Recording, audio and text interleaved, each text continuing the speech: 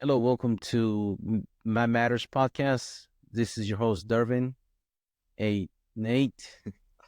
How's it going, How's buddy? it going, man? Happy to be here. Nate Shaw, um, co-hosting here. Just two dudes talking about some matters, right? That's right. Do you know why the name Man Matters? What's that? Do you know why the name Man Matters? No, I don't actually. Usually, like, because Man Matters. I personally, um, everything that I learn in the mats also like kind of translating to life. Mm, Some of the things that you do, just because you are a competitor right. or like this matter of sport like wrestling, jiu-jitsu and things like that, you have to be a fighter in your life at the same time. Because life will throw challenges at you and you have to face it just like you approach a fight, you have to approach life at the Mm-hmm. same time. So just like you are less what's the word less day, like Yeah. lazy You. with life and technique, if you get caught slipping, life will come at you and hit you right That's in your true. That's ass. true. No, that makes a lot of So sense. I that mean, really, it's with really anything that's any kind of a big deal. You kind of have to tone everything else out. You can only take one thing on at a time. So I guess, I mean, that's the same thing on the mats. You really can't focus on a bunch of different stuff at once. You got to focus on the task at hand. that's right. No? You have to be multifaceted in life because in life you're not only a person that just like for example you're not just a puppet at work. You also have other things going on in Yeah. life. So if you only focus on one thing, you let it get you down. The rest of it is like Hmm. a Jenga Right. tower, just crumble back down It's true. because you focus too much on stuff. Yeah. No, that's cool. That makes sense. Um, so you wanted to talk about like mobility exercises, stuff like that? Yes, sir. So one of the we've talked about like we are teammates in Davidson, Canada, Brazilian Jiu-Jitsu. That's how we met each other. And usually we usually have a lot of talks after practice. And one of the topics that we usually talk about is mobility exercises and how important it is, in which there are different like things that for the sport itself, but also in life, yeah, it translates into life, being able to do those things like having full range of motion or certain Hmm. things. Um, uh, so on top of my head that I can think of main things hips. Yeah. Hip mobility is important in life. If you're not able to be able to have hip mobility, you everything else start crumbling your Hmm. knees, ankles because you're able to do basic squat or bending over. You see like older people when they get older, they bend over and pull their It's back, true. and they're like, "Where does it come from?" Well, it's funny because until recently, like I've heard that a lot, all growing up, doing jujitsu, whatever. But um, only recently has that really started to set in. Like, oh, I should probably start taking this more seriously. Um, Because this is the only mean people you have for the right, rest of your exactly. life. Yeah, yeah, it's true. Yep.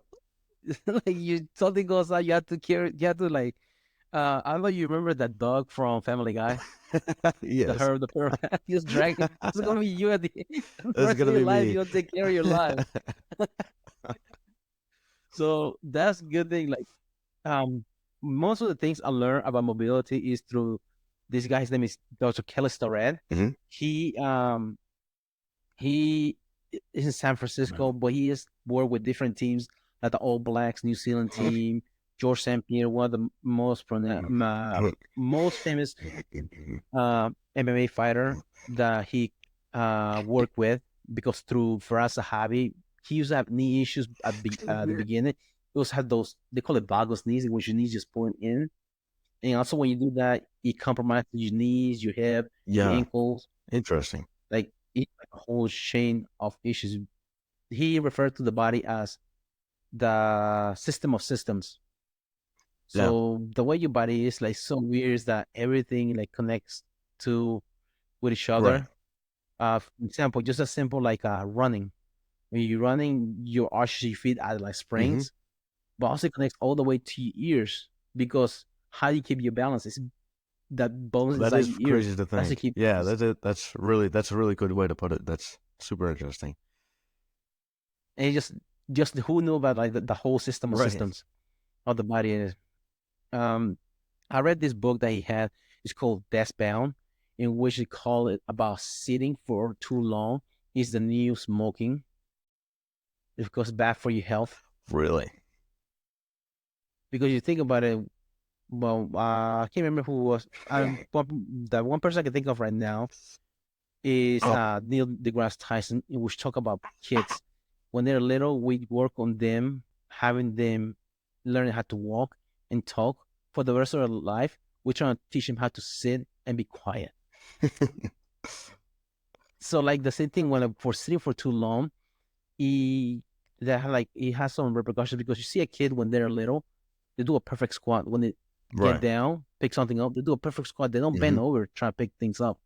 They just squat down and get things. But as we get older, we just start having the habit of bending over, because our hip hinge usually used to doing that, because we sit like that all the time. Interesting.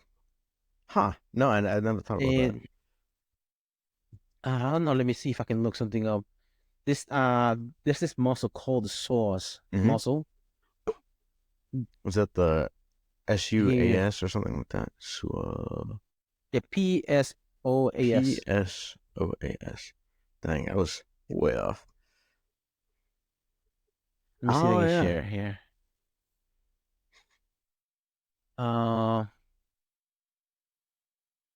So this muscle right here. There we go.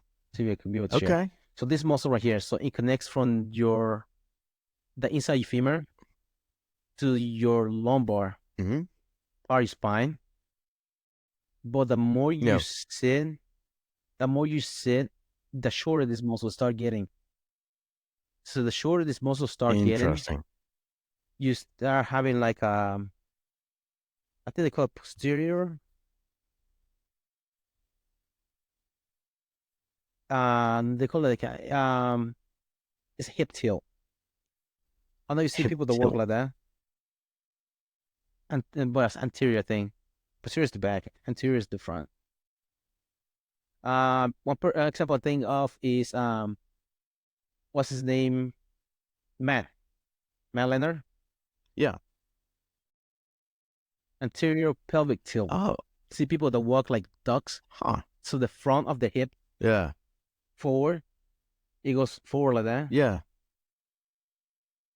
Like see how the for example, this right here on the right side. So the front of the hip goes forward. Like for example, you think about a bowl, the bowl tilts forward, it puts pressure on your lower back. So a lot of people that have like that shortening of their psoas, they have lower back issues. Interesting. Wow, I'll have to start looking into that. I do a lot of sitting for work, so that's definitely concerning. Yeah. Huh. Yeah. And well, the book that I read, Death Bound, they came out like 2016. No, I think it's 2016, 2017 or somewhere around there. I let you borrow it, but he talks about like standing deaths, in which hell, a lot of kids like they're trying to like promote that. He's from California. He lives in that what they call Silicon Valley, San Francisco. He's like trying to promote that for kids, so that way they don't be sitting so much, and also they have like later on, because most of your power for your lower extremities comes through your hips. That's the first for sure. Disengage. Yeah. I will always refer back to Jiu-Jitsu, because that was the main sport that we usually use. We usually do practice is Jiu-Jitsu, and also another thing you have to take into consideration: the other end of that muscle just happen to be inside your femur, which we use for your guard. Right. So let's see your abductor, your psoas, all that is right there, connected. Well, I mean, and then just it's kind of the powerhouse of your body. I mean, a lot of jiu-jitsu moves are based around loading somebody up onto your hips in order to move them. So pretty important, pretty key. Yeah, especially like also with older people. One thing that they have is like if they fall, it's hard for them to get up because of their hips. that one of the major things that is like for older people is fatal if they break a hip. Really? Yeah, because you think about it, if they're Mm-hmm. bedbound, the next thing they have is pneumonia Yeah. because all the fluid stays in the lung. They get sick. It's lethal for them. Like my grandmother's father, that's what Mm-hmm. happened to him. He fell, broke his hip, Wow. Yep. death sentence after Yep. that. Huh. That's crazy to think. And it's Yeah, it sad. is. Wow. Something simple as Yeah. that. Well, I can tell you, yeah, from the lower back injury, I'll have to ask my physical therapist exactly what she thinks is like damaged down there. But just like lower back, right where my back connects to my hips, is where like I tweaked it probably a month ago, and that it's been there were several weeks where I was not good to go. I felt like an old man moving around. It was pretty bad. So it's like where your oblique and your lower back meet. Yeah, I think yeah. So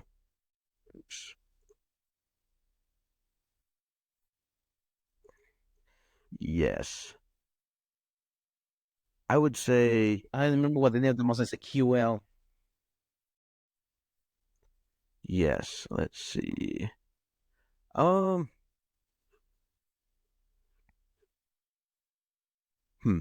No, I think it's farther back. I think it's near the spine. Really, is that and and it really may be uh related to the psoas muscle, like you were saying. That honestly, that could There's be what's damaged because it. Let's see. let, let me show you this right here. Let me know if it's Yeah, this because this is in the back side because the source in the yeah. front and this is in the back. The QL, they call it. I remember it being called the Mm-hmm. QL, but Tratus lumborum. So it attaches from the top of your hip into your lower spine and the bottom of your rib. Interesting. Yeah, I mean, it could be related to that. Again, I'll have to ask her what she thinks it is, because the part of the treatment that we've been doing has been fairly interesting. Dry needling, never had that before.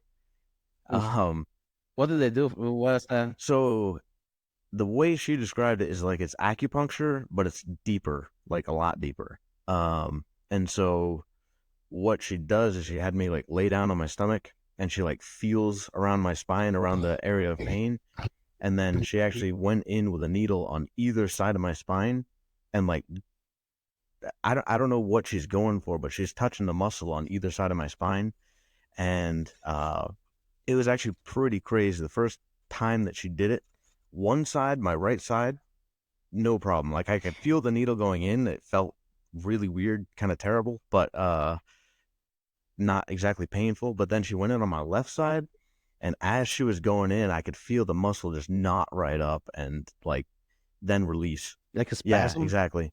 But it released, and it felt like really good after that.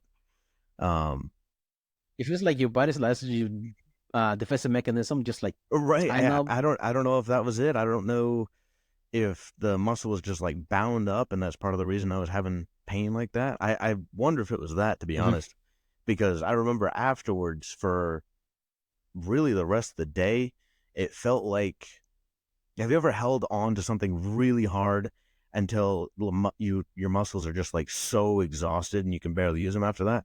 That's kind of what it felt Yeah. like. So it felt super fatigued for the rest of the day on that side. Um, Oof. It's kind of like a adrenaline it dump could, yeah, yeah, or like what do you call that? Have you heard of DOMS? Delay onset muscle yes. soreness, which is lactic acid. Like that's what it felt like. I not no, I didn't really feel sore. It felt just like fatigue, like I had nothing left there. Yeah. Um, yeah, she said I might experience some soreness afterwards, which to be honest, I really didn't. It was just the fatigue, just like, yeah, I had nothing left. But honestly, like that was crazy because right after that, so on the way there, sitting in the car for the half hour it took to get there, um, I had already started to feel the pain, and then going in, getting that. So she did that. She did some stretching, and then electrotherapy, and then like a heat thing. It was like And like a it was like stem. yeah, it was like a heated pad thing. Mm-hmm. But after doing that, just a world of difference. Like it immediately felt way Wow. better. But Did they put like a tense unit on your back? what? Tense unit, like you know, like that, like they put pads on Yes. your back. It's like Mm-hmm. starts shocking Mm-hmm. your back. Yep. Yep. Probably doesn't activate your muscle back again because I mean, if it's being like squeezed for that It's long, true. and then she's able to Yeah. release it, try and get some mobility back in Yeah. there. Yeah, you're probably right on that. But yeah, no, this is definitely starting to bring some uh awareness as to I need to start probably stretching, and then probably also um probably incorporating some mobility exercises like what you're talking about. Just Yeah. for long I term. also not think. Yeah. What Sorry. Go was that? ahead. No, you're good. Oh no, I was going to say like we also want to talk about the difference between stretching and Yeah. mobility. No, that would be great. It's one thing we Mm-hmm. can talk about too, because stretching is like when you stretch muscle, it's just lengthening the Mm-hmm. muscle itself. It's not really taking care of the other ends. For example, one example that I remember we talking about the book is like, for example, you have a shirt that whenever you wring it, you keep bringing Mm-hmm. and wringing it over time. It's like it's not like it gets loose, but the integrity of the muscle itself is also like it doesn't have any Yeah. balance. Also, the ends has some issues with them because you don't have the full mobility. Hmm. In which the reason you want to do the stretching is so that way you have full range of motion, but the range of motions are on the hinges. It's not really in the belly of the muscle. You think about it. Hmm. So it doesn't matter how much you stretch. For example, if you've seen some like box, for example, one example I can think of is Eddie Mm-hmm. Hall. Remember when he tore his bicep when he's throwing hooks or getting ready for Yeah. boxing, because they're like stretching and things like that, but not so much you because you are lengthening the muscle itself.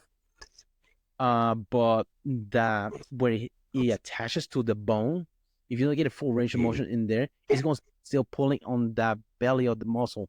So the more you keep pulling Mm-hmm. and pulling, it's going eventually it's going to give out. Hmm. Another example I can think of is football players. That's one thing I can think of Yeah. because they have um they have to move so much weight at the same time in which they are um for example like squat compared like look at the muscle difference between their quads and their calf. Mm-hmm. Eventually one side's pulling on too much and Yeah. knees goes down, Hmm. especially having little studs Yeah. Right. under their Yeah. feet True. and they get caught on something and just goes Yeah. out, which is that's the balance in life too. So that's kind of a interesting thing. So are you saying like do you think like both in moderation, or are you saying stretching's like not worth doing? Yeah, stretching is good, but also you have to take care of both Okay. ends. I don't know if you heard of Dante Alighieri, as above, so those Mm-hmm. below. So if you're going to stretch a certain, like for example, you have problem with your knee, you also want to take consideration of taking care of your calf because also that muscle is Yeah. straining and also the back of your hamstring too, Interesting. not just that Yeah. one place. Because something, if once you release that something that's holding in there, Mm-hmm. so it's going to go somewhere else. Yeah. That's You take interesting. care. Hmm. Yeah. That's what I was thinking right now for mobility Mm-hmm. exercises. And it's important also. I don't know if you've seen the video of this lady in which she was getting her kid. I don't know if it's a kid or her grandkid out of the car. She put him in the stroller and she was like getting something from the car. And then she turned around and the stroller was rolling into the street and she fell. I saw that. And she was trying to get up. She couldn't I get up. saw that. And for the life of her, she couldn't get up and the stroller just keep running to the street. Like, man, that lady was able to like to take care of herself and be able to take care of her Right. body. She'll be in that situation, which is sad. Yeah, no, I agree with that.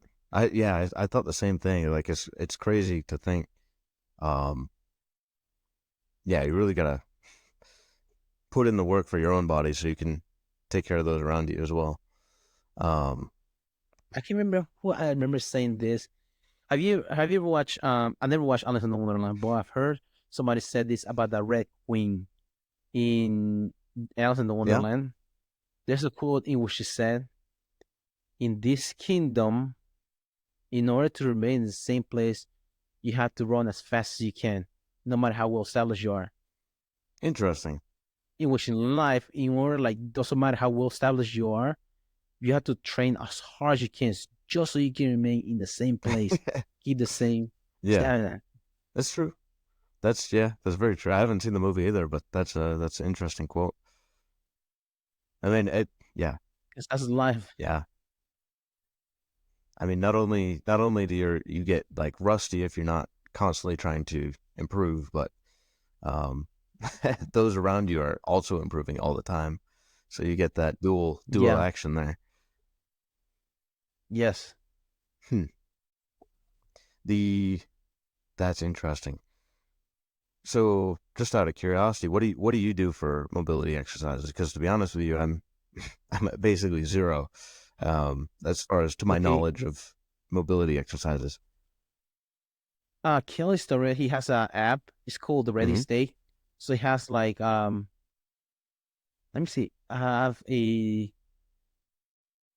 if I can log in to, but I use the app, Hmm. but it gives different mobility exercises. So it has like different things. So for example, he has like a daily um thing that he teaches. Another one that he does is if you want to use a mobility exercise according to the exercise that you're doing. Hmm. For example, if you're doing squats, he has like 3 or 4 different exercises you can do for mobility, pre and post workout. Hmm. And then, or if you're doing sports, so for example, doing a grappling sport, he has also something for that. And I think about it, he has done this for so long. I think it started in Hmm. 2009 in the I can't remember what he called that. It was a parking lot of dreams because that's what he started. It's the parking lot of his the gym that he had back in the Yeah. day. But he's been doing this since 2009. He's doing some because he's uh, a physical therapist. Yep. He used to be Olympian in his next life. He just wanted to be a physical therapist, and that's the perfect place was a CrossFit gym, which is the perfect lab for you for muscles breaking down, That's things like right. that. Yeah, yeah, yeah. You don't think Yeah. about it. I think you were telling me So about that's why he that. started his database. What is it? What is Let me this see if I app can share. called? Is the ReadyState, but this is the website because you can the website does too. Let me know you can see it. Yep, I see that. Okay, so you have daily mobility in which like for example this one right here he has different name for it, and things that focus area. For example here, I know you can see Hmm. abdomen, lats, and T spine. That's what it's going to be focused on, and the equipment that you will need that foam roller. Okay. Another thing is if you have a pain or body part that you have issues with, you can go in there and it has a like you can pick the body part. You have, for example, your bicep, or if you want to turn around, you have your back, have issues with Hmm. your back. They have exercises in which, for example, in your case, Right. It would be, yeah, the lumbar spine, I would imagine. yeah, and it shows different exercises for it and different equipment that you need, for example, lacrosse ball, medicine ball, Hmm. and it shows you how to do the exercise for it. Interesting. Yeah, it's got And the like other lower body one, spin up in there, which is interesting. yeah, so like I said, he like likes to do like if you have a lower back issue, it's just Hmm. more just the lower back, also like other Right. parts up above and below of the Hmm. or the a target area that you want to. And then the other option that he has is sport specific. So I haven't seen the other one where he's for like exercises, but this is for like different. Oh, never mind. Yeah, here you go. This is the one. So I had the back squat, the bench press, and I don't know if it shows. There you go. Okay, so there it is. So by movement, so it has like different, like for example, you working on deadlift today, you go click in there and show you the exercises that you have options to do in pre-workout, and then a couple of days after, like post-workout. So it's 3 exercises a Interesting. day. Another option is by sport. So you're doing baseball, this is like every day there's different exercises, 3 different ones: basketball, football, golf, grappling. That's the main one that I use. Yeah. So for example, you have shoulder impingement, for example, fighting kimuras for so long. This is the exercise that you want to do before you go into rolling. Yeah. And then after practice, you can do other ones. They have mobilization for you, like basic latissimus dorsal mobilization, and they have calf stretches mobilization, things like that. That is pretty cool. So different, yeah. No, And another thing is archetypes. archetypes. I don't know if I talked to you. He has 7 different archetypes, in which that's why he like. I think that's the way he diagnose patients for different archetypes. Sample. This one is a pistol archetype in which he tests for your ankle range of motion, knee, and your hips, because you're doing a squat, but only one leg. That's you can do press archetypes, so wrists, elbows, shoulders, in which you're able to fully extend and then compress again. The hang archetype. This one is more like I can't remember overhead that you hang over. Front rack archetype, so that will be elbows, wrists, and shoulder, most of them. Launch archetype, that's the one initial exercises in which you say you can test your hips and knees and ankles, but not so much load as you would on a pistol archetype, as far as doing a pistol squat. Wow. But he, I can let you borrow the book. One of the most famous book that he had was Becoming a Supple Lever. Yes, I have heard of that one. That's the one that I can't remember was the most famous because it's a New York Times bestseller. And there he breaks down all this kind of things. So first, at one of the first chapters, he goes over different exercises in different exercises in let me see if I can share it. So for example, how to do deadlifts, how to do other thing, and then after that he goes into the exercise, so that way you get familiar with the archetypes as far as like front squat. If you don't know what front squat is, he breaks it down what the exercise is, and eventually you names the archetype after that position. Interesting. But this is the book. Art of the Supple Leopard. Okay. I'll let you borrow it. Yeah, no, I definitely like to. I had this one first. Yep. I had this one first, and then I had the other one because it has better picture. And also has better glossary as far as like easy you want to look up in the. I got you. Yeah, that would be helpful. So it can get you into drink the Kool-Aid of mobility. Yeah. From Dr. Kelly Starrett. Well, I've been surviving off youth until now. I guess it's finally catching up to me. Yeah, man, that's it. Whenever you turn 30, that check engine light comes on, your knees start creaking. It's like, oh no. Man, I haven't turned 30 yet, but I'm feeling it. We were doing Granby rolls the other day. And so you roll across your shoulders, you land on your knees, and just landing on my knees over and over and over again. Like my knees were starting to ache from that.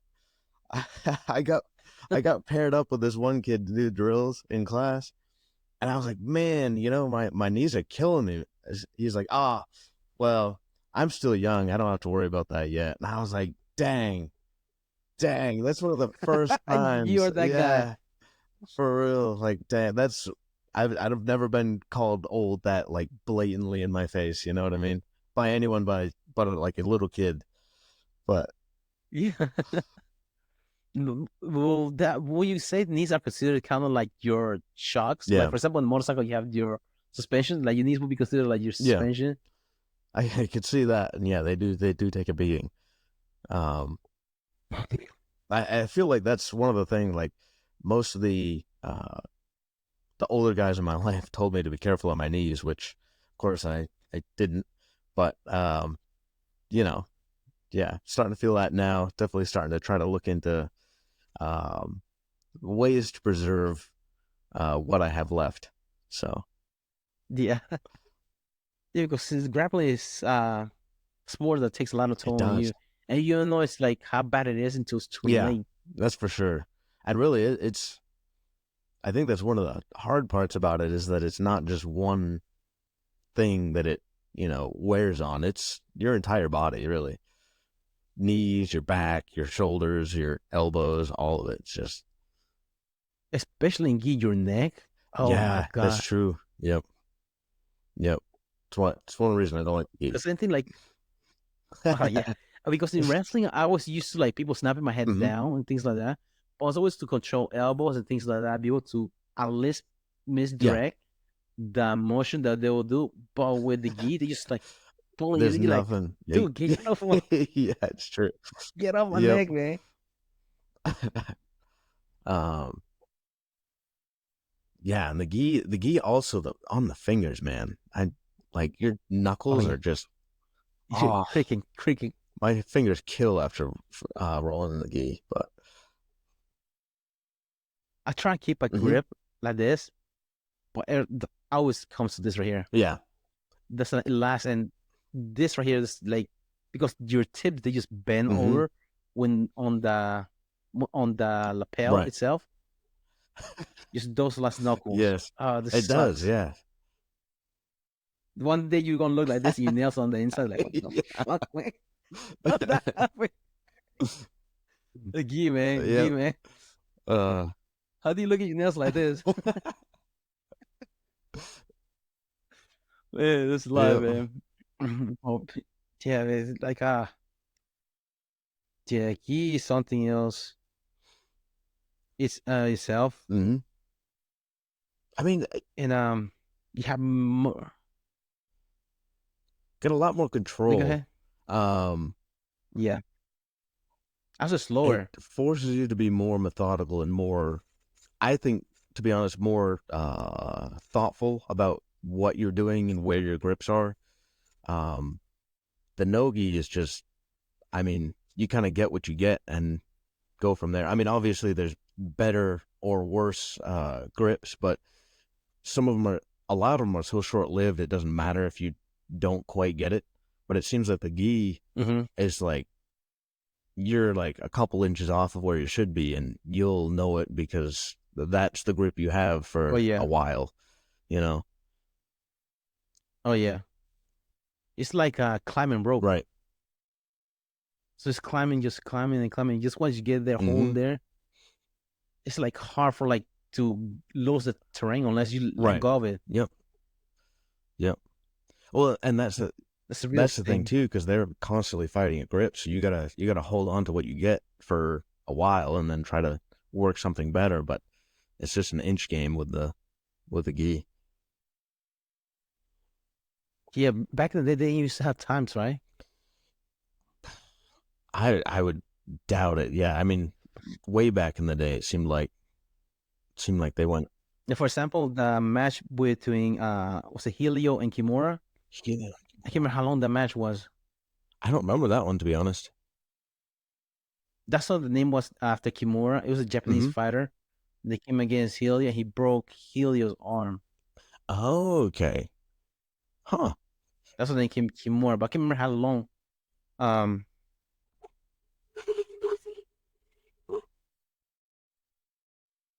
was Kimura because I'm for some reason I think they say it was a long match.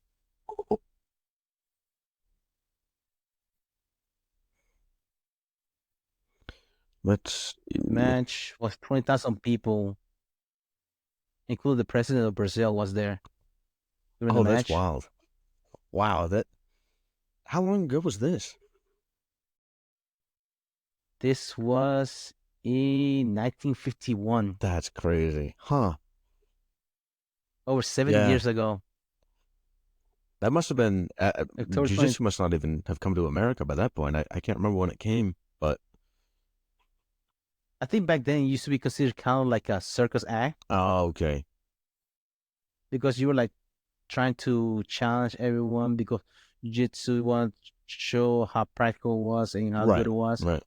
And then they'll have like people challenge. It was just, that's like you more like went there. But try to look, see how long the fight was. Because they said it was rounds. Oh, really? Yeah.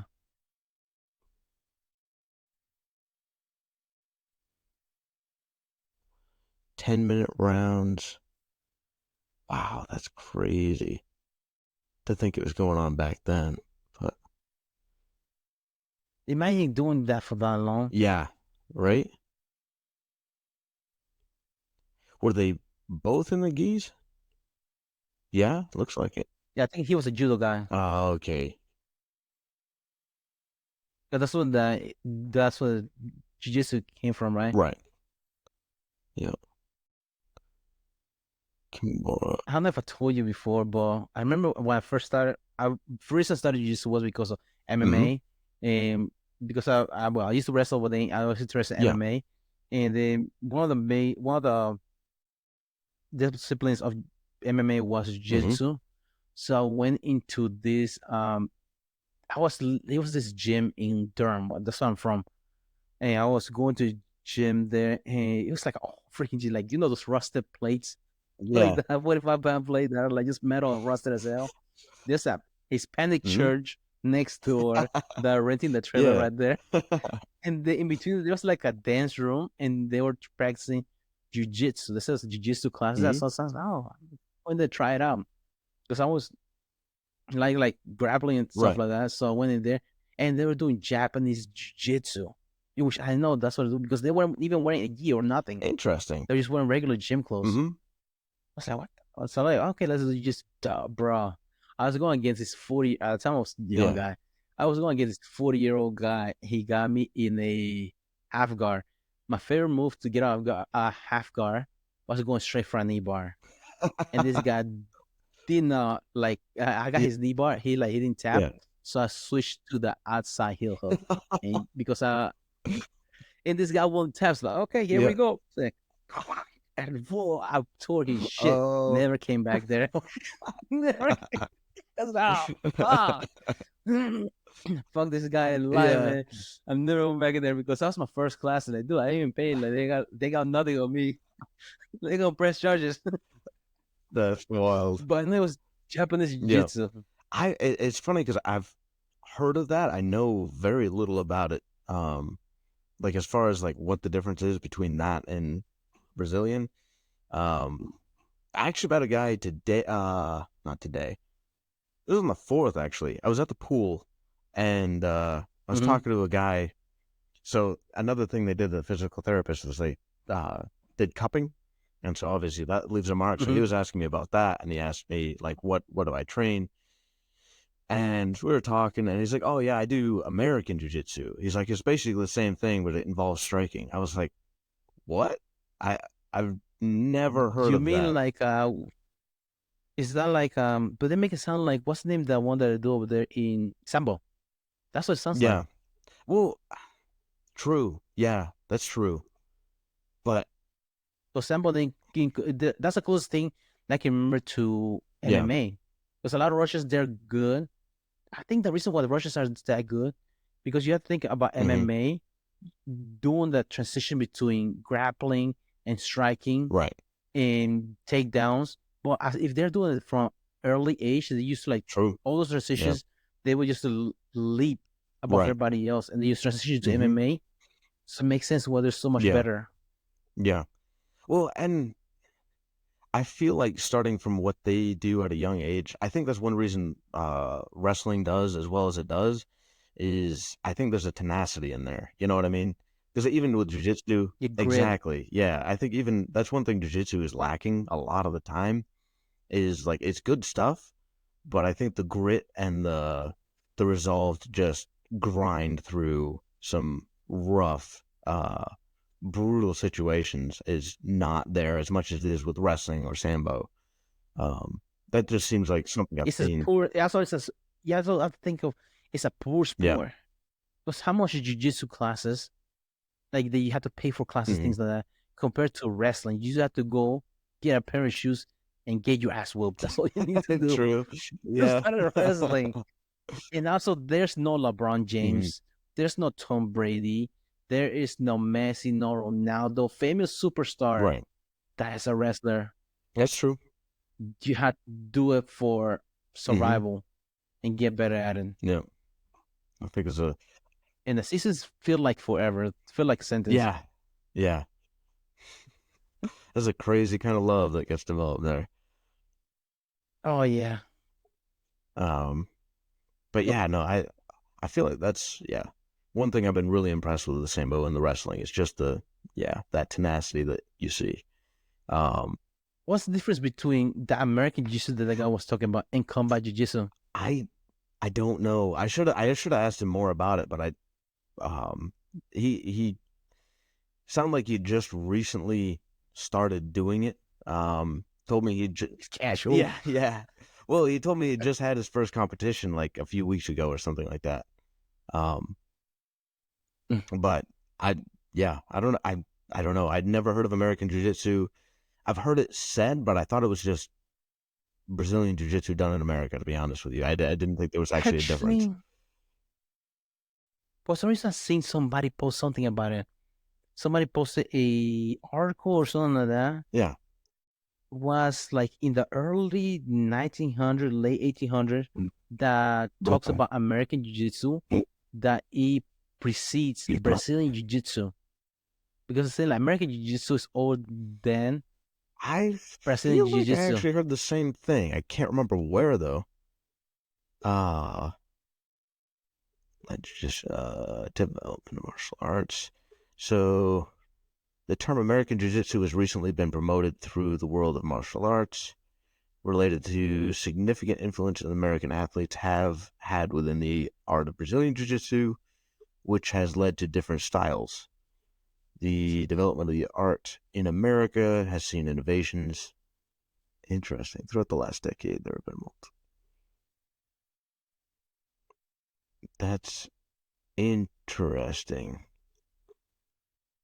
I mean, these guys are saying it's basically the same thing. It's just like American variations. But that guy was telling me that it involved striking was the difference. But I had never heard that before. Because all the striking I can think of is combat Right. Jiu-Jitsu. Yeah. Which, I mean, is definitely a thing, but I'd never heard that called Mm-hmm. American Jiu-Jitsu. Have you? Well, one guy I can think of is um the War Master. What's his name right now? Josh Barnett. Yep. Hear him? He like does a lot of catch can, which is like catch Mm-hmm. wrestling. It dates back to Japan as Mm-hmm. well. That's where pro wrestling started. It was used to do matches and things like that Okay. as pro Mm-hmm. wrestling. It used to be legit back in the day, but then it started like throwing matches and things Yeah. like that. Yeah. They're called shoot matches and Yeah. things like that. Hmm. But I've seen things like the snake pit about catch wrestling.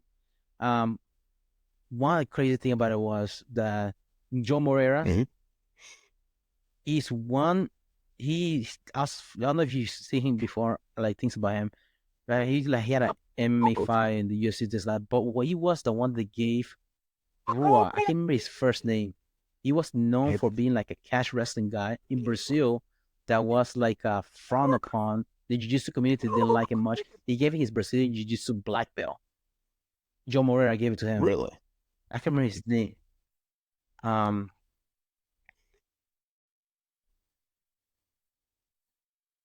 because he's known in Pride as well. Okay. What's his name? What you're saying is sounding very familiar. I think my old coach talked about that. I don't. because he was looked up frowned upon.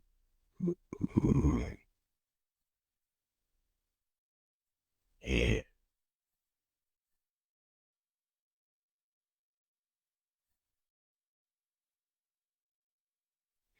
First non-Gracie.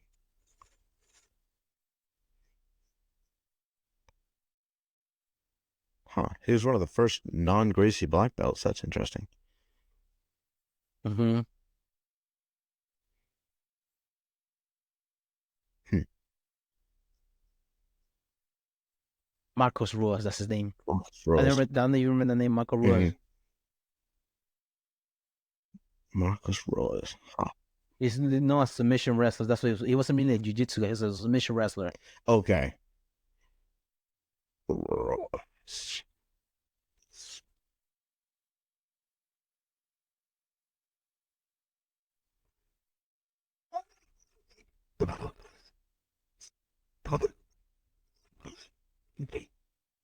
see if we can share this. Wow.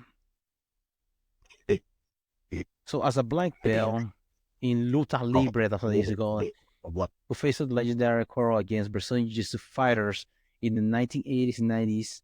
In 1984, he participated in Noite das Artes Marciais, Night of the Martial Arts, even for representative for the BJJ against representative Muay Thai, Kung Fu, Kickboxing, and Luta Libre, whereas President Muay Thai fighting a match against BJJ representative Fernando Pinduca. He used Luta Libre skill.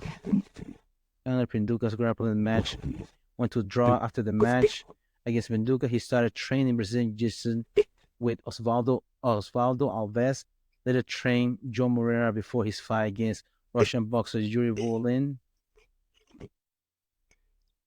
So Moreira gave him his black belt in Brazilian Jiu-Jitsu, which caused a commotion and controversy among fellow Brazilians due to rivalry between the two martial arts. I'm sure. Because you know how it's cold like feels like some martial art can be. That's That's I remember Joe Moreira like giving the black belt to Marco Ruas. Because you know they have the other two Ruas I can remember is Mauricio Rua, Shogun Rua, and Murillo, his brother Ninja.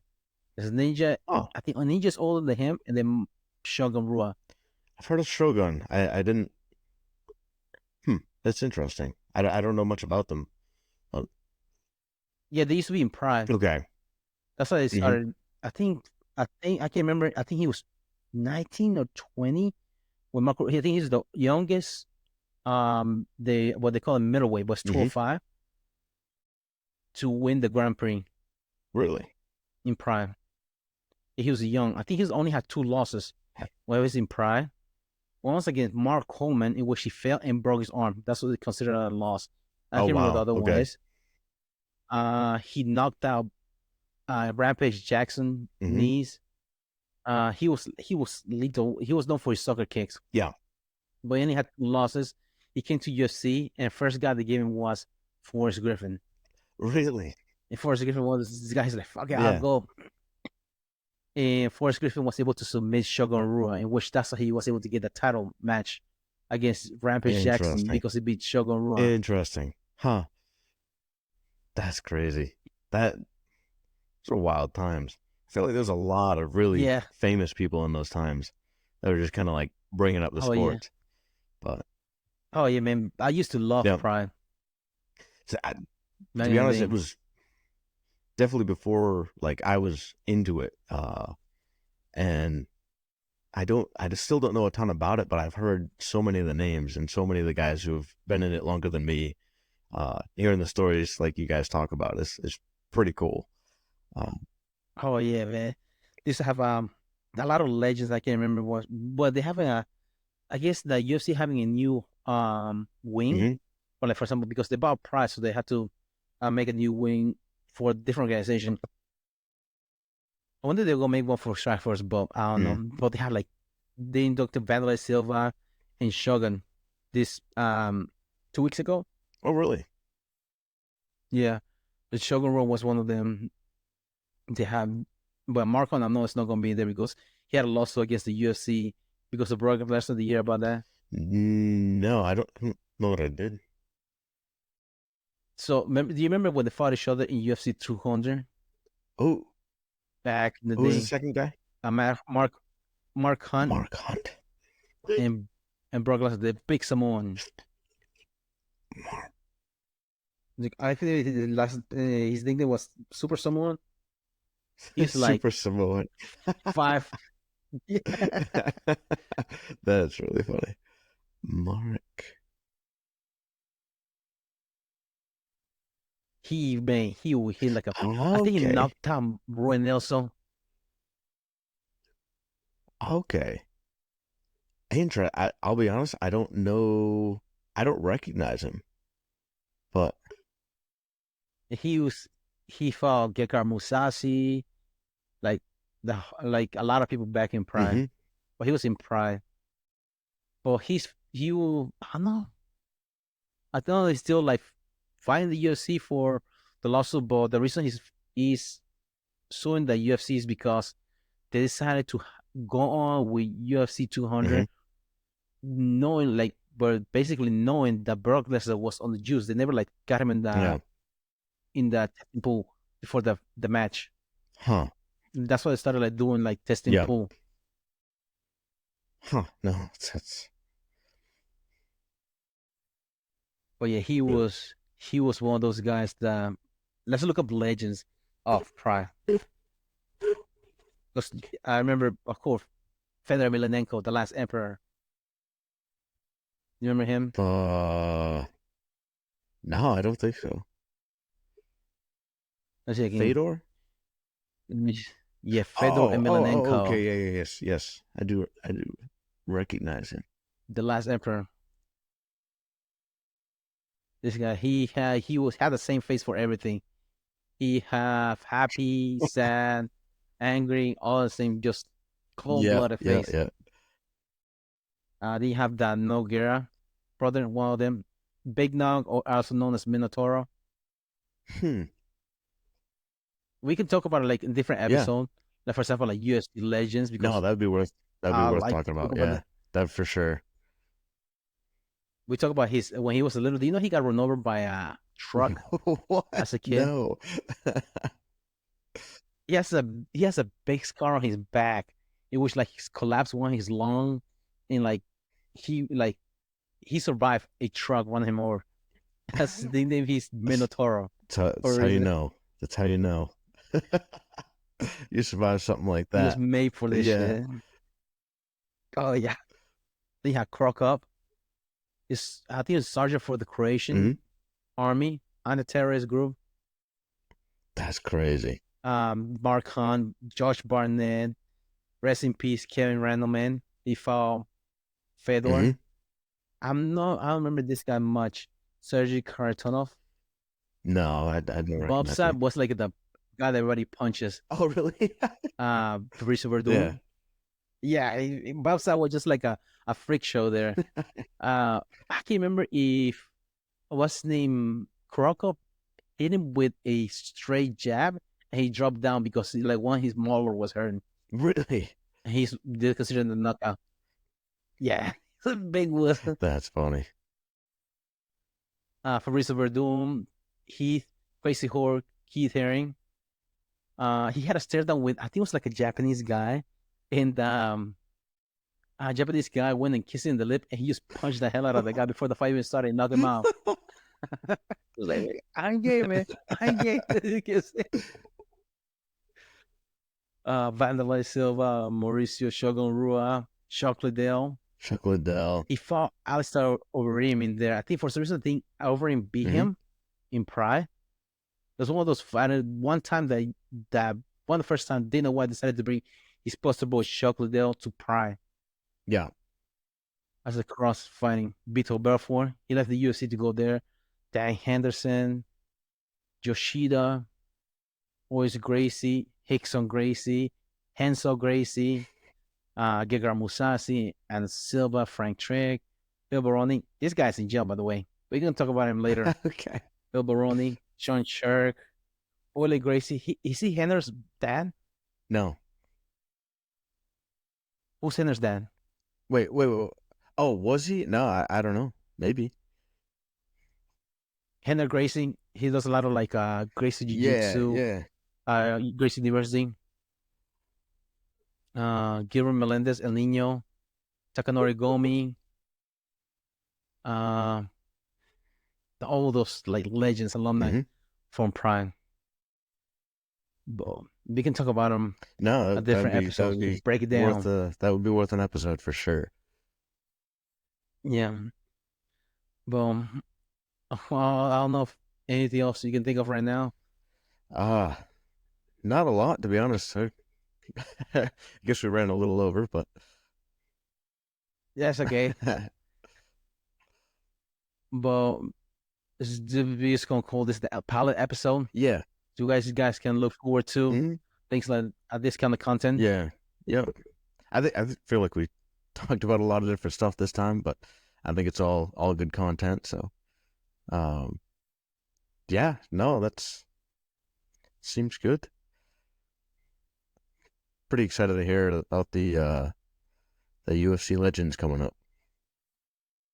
Oh yes, I used to love like watching. I used to watch this since UFC 13, with like Hmm. Fernando Couture's first UFC event, fresh out of the army, That's yeah. fighting for back in the day. Used to fight for diapers.